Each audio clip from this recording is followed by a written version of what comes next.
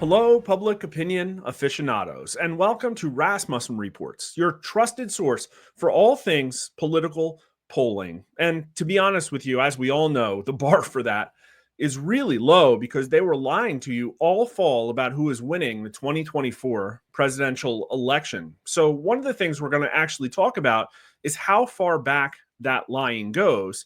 And also, guess what? The next presidential election cycle is now beginning. That's right.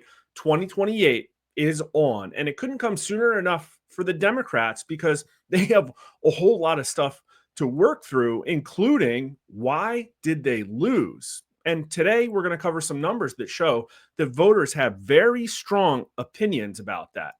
But first, I saw a really great article we're going to look at because now, as more information comes out about the election, we're starting to see some really important behind the scenes context about how this race was run and won. And of course, none of this at the moment looks good for Kamala Harris or the Democrats. This out of the post millennial, Black Kamala campaign staffers claim there was outright racial discrimination and mistreatment during the race. An internal survey commissioned by the Harris campaign also found that Black staff members were frustrated with campaign leaders. Some complained of outright racial discrimination. That is not good for a campaign that placed such a premium on diversity, equity, and inclusion. Black staffers for Kamala Harris have claimed that the campaign leadership engaged in outright racial discrimination.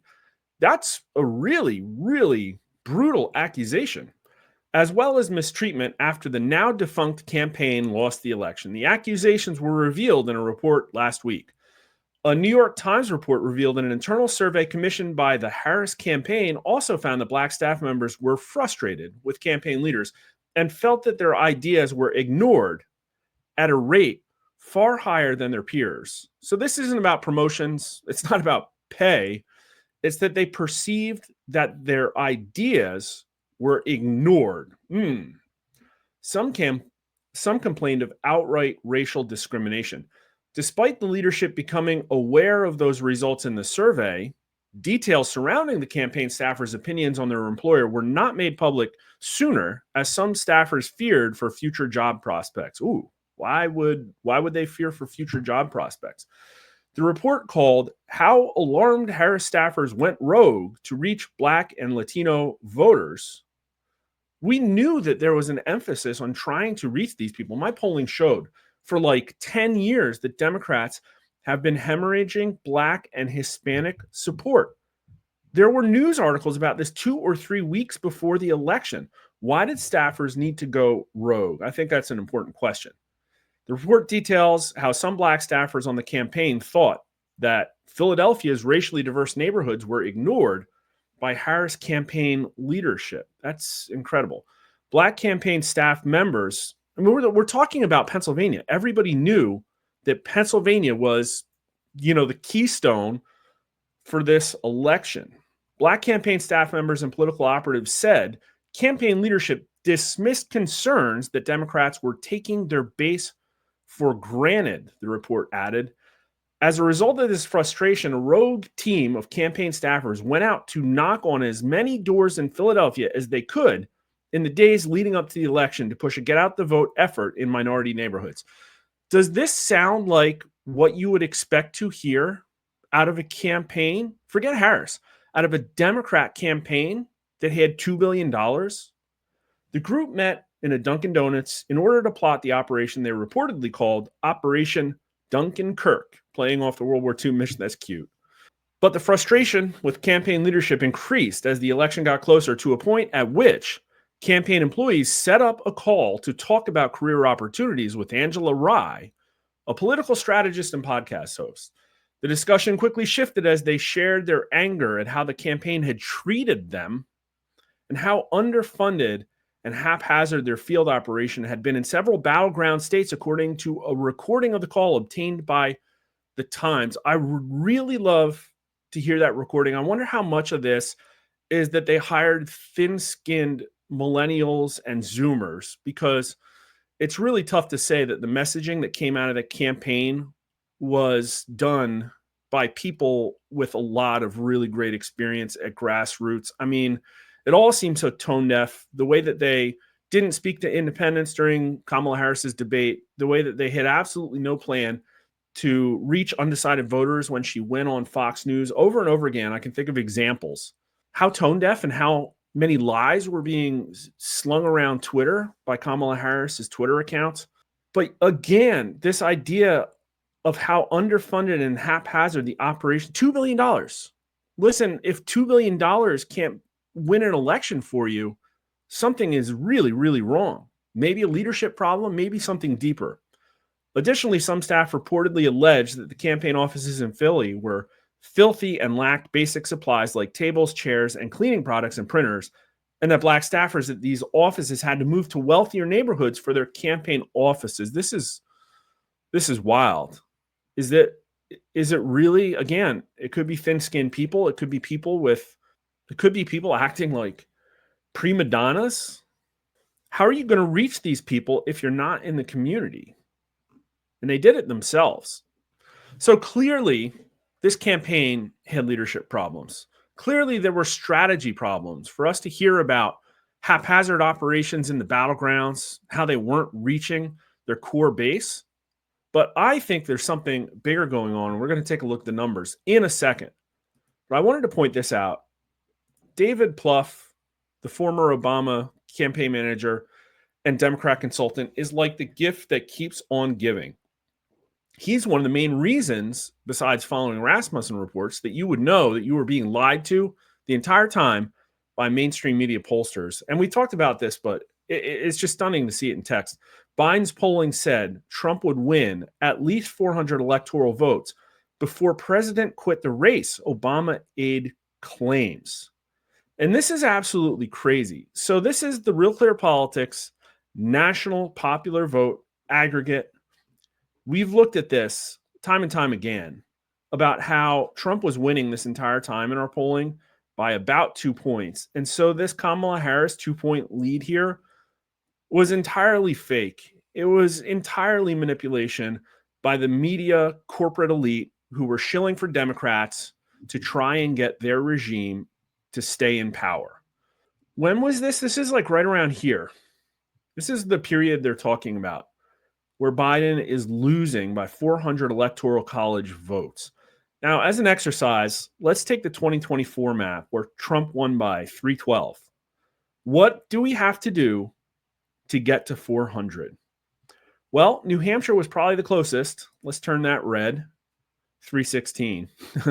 Okay, Virginia, 5 or 6 points. Let's turn that red. 329. Minnesota was relatively close. Ooh, doesn't even get you to 340. New Mexico, 344. We're going to have to dig deep. New Jersey, probably as close as Arizona was this time, 358. I mean, where do we go next? Maine, 361. Colorado or Connecticut? Take your pick. I guess Connecticut, 368. Colorado, 378. Still not there. This is getting off. What I mean, Massachusetts, no. Vermont. Let's do New York. Does that get you over the hump? That gets you over the hump. So I guess we don't need, let's give Connecticut back. 399. No, we need Connecticut. This is crazy. So Donald Trump lost New York by, I think, 11 points at the last count. So let's just use that, the marginal state. Trump would have been doing 11 points better to just barely eke out New York. So call it Trump plus 11. Now, they had Trump up only 3 points here. So this is 8 points worth of lying. Not even the worst people, except Morning Consult, maybe Reuters Ipsos, ever gave Harris more than, actually, I think Morning Consult gave Harris 9 points of fake lead. But we're talking about the entire industry here, not the aggregate of the polling industry. So the entire industry, plus or minus a few points, was giving Joe Biden 8 fake points of support. Let's just filter by pollster, though. What did we say it was? Trump plus 11? Where's Rasmussen Reports? Oh, this is the Harris polling. Let's go to Biden. And let's look at Rasmussen Reports. There it is. Trump +8, Trump +5, Trump +9. Not quite up to that Trump +11, but seriously, the polling had Trump up 3 points when we were showing Trump +9. Absolutely ridiculous. They were shilling so hard. These numbers were so fake. They were giving Biden the equivalent of tens of millions of fake voter support. Absolutely disgusting. But let's talk about the crosstabs. Which political party currently has better leadership, Democrats or Republicans? So is there a Democrat leadership problem? And really, for the first time, Republicans win here, although not by a majority, 48% to 38%. This is really strange because over and over again, we've asked, and Republican voters have not been happy with their leadership. They absolutely hate Mitch McConnell. They're ambivalent to slightly negative about Kevin McCarthy. They don't like a lot of the traditional Senate names, and they've asked for new leadership over and over again. But here, they're kind of happy with the Republican leadership. 87% of Republicans say they have better leadership. Only 7% say Democrats. But Democrats, it's 78% to 13%. We've asked Republicans if the Democrats or Republicans are better at getting their candidates elected, and Republicans say Democrats an awful lot. So this represents a major swing. And independents say Republicans 46% to 26%. Now, I've also seen polling out of other pollsters where they already did matchups about all the names on the Democrat bench.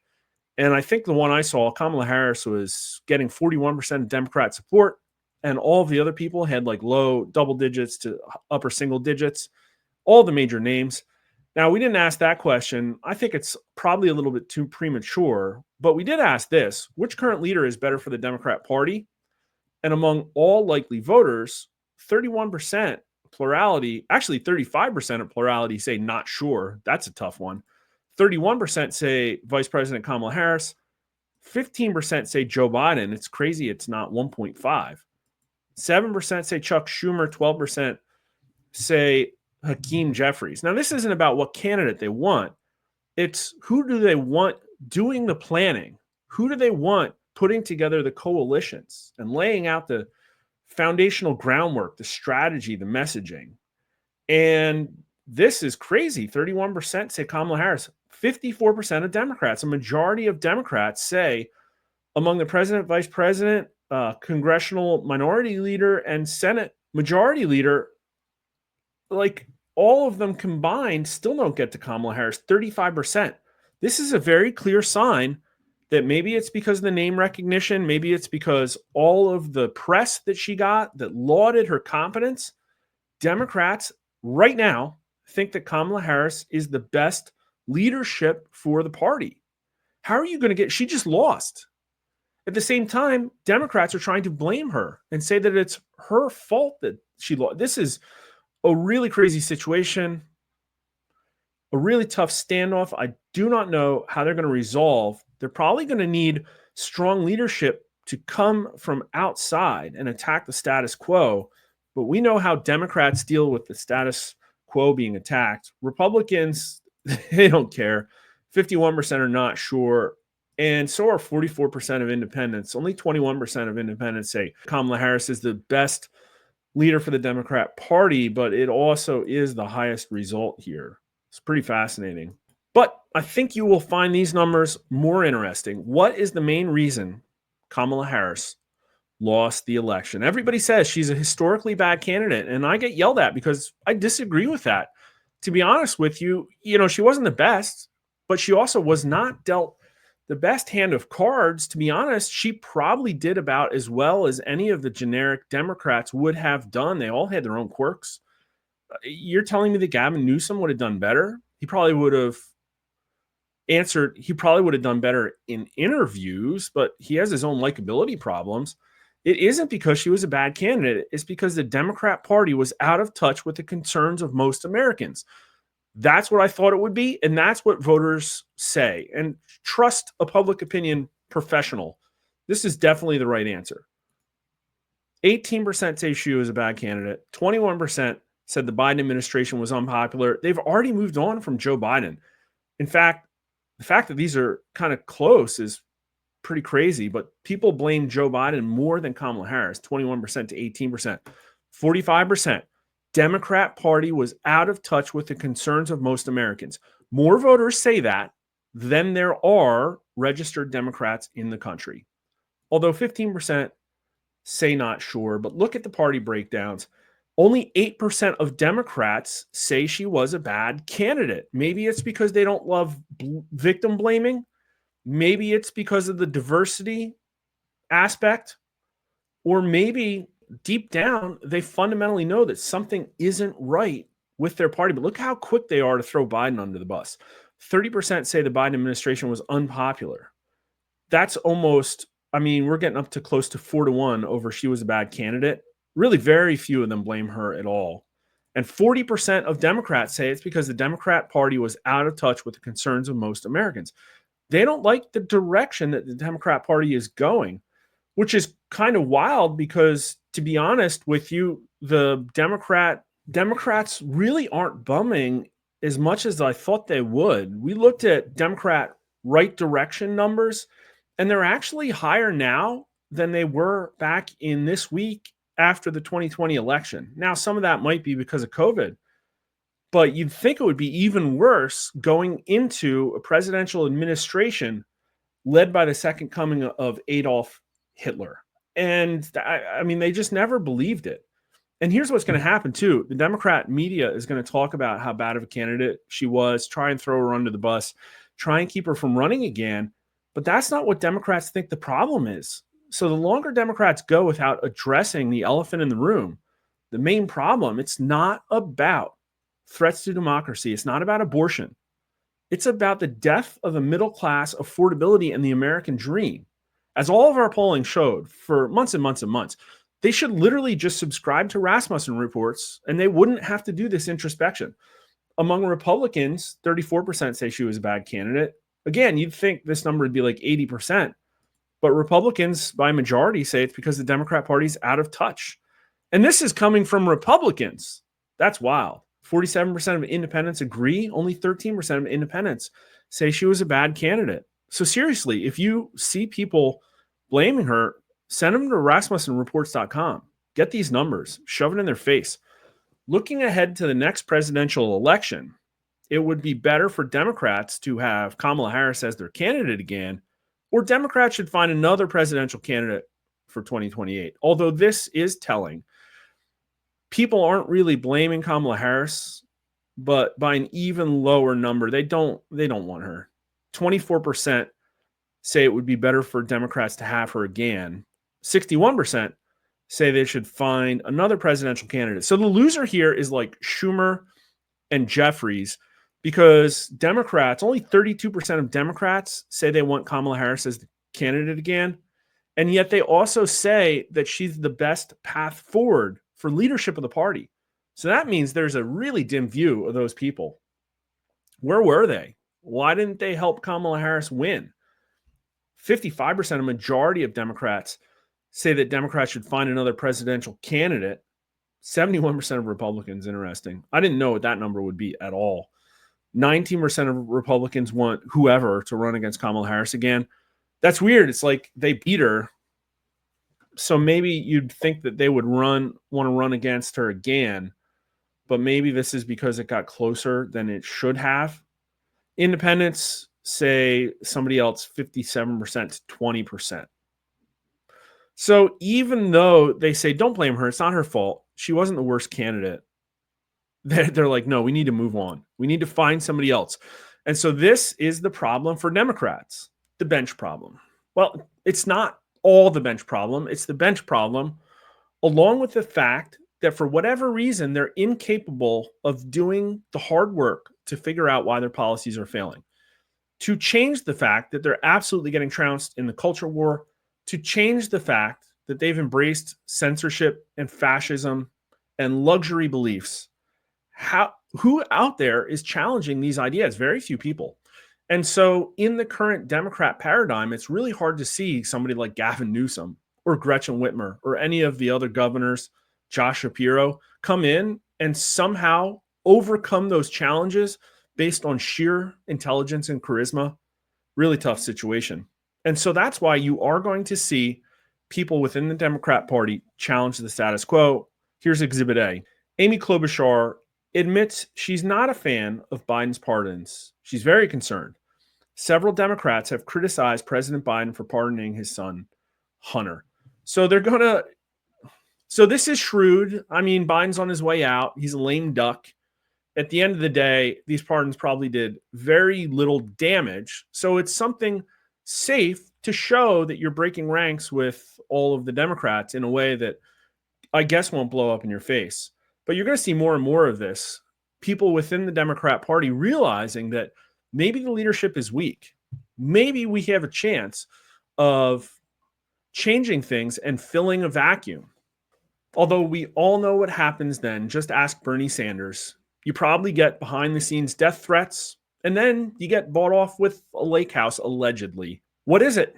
Why can't the Democrat Party acknowledge that it's no longer the party of the working class and figure out how to pivot? It could have done this anytime over the last 4 years when it was very clear that Joe Biden was not going to be a popular president and that there was going to be an economic populist backlash, and yet they failed to do it. And so now they're probably going to face accountability.